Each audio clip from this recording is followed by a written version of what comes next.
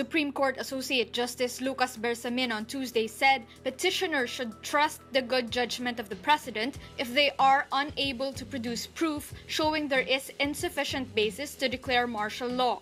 Bersamin said this during his interpellation of lawyer Efraim Cortez on day one of the oral arguments on President Rodrigo Duterte's declaration of martial law in Mindanao. He says he is willing to presume good faith and regularity on the part of government in the absence of evidence indicating otherwise. Bersamin adds the burden of proof of showing the proclamation is invalid falls on the petitioners. Cortez insists the SC can compel Duterte to provide necessary information because of its constitutional power to review.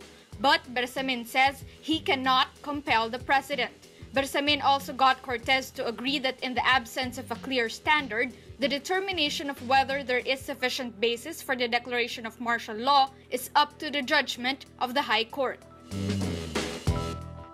The Information and Communications Technology Department is counting on President Rodrigo Duterte to sign 2 proposed executive orders for faster internet and improved online government services. DICT Secretary Rodolfo Salalima says the draft EO to improve online government services was already submitted to the Office of the President. Salalima says the EO will require government agencies to transfer all of their data, systems, and processing to DICT. The transfer of all of this data from various government offices will enable DICT to operate a government portal which citizens can use for all their transactions with government.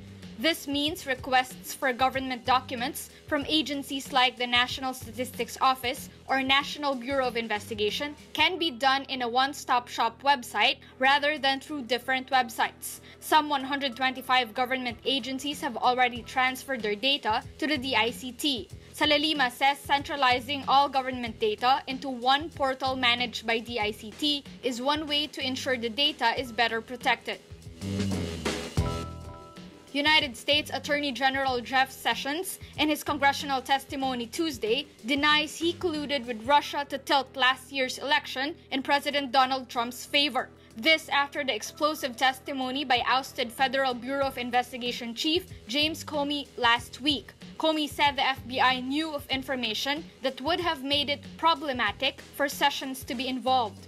I have never met with or had any conversation with any Russians or any foreign officials concerning any type of interference with any campaign or election in the United States. Further, I have no knowledge of any such conversations by anyone connected to the Trump campaign. Sessions earlier recused himself from all ongoing Russia investigations because of his involvement in Trump's campaign. It was Sessions' first sworn public testimony since being confirmed as Attorney General in February. Suggestion that I participated in any collusion, that I was aware of any collusion with the Russian government to hurt this country, which I have served with honor for 35 years, or to undermine the integrity of our democratic process is an appalling and detestable lie.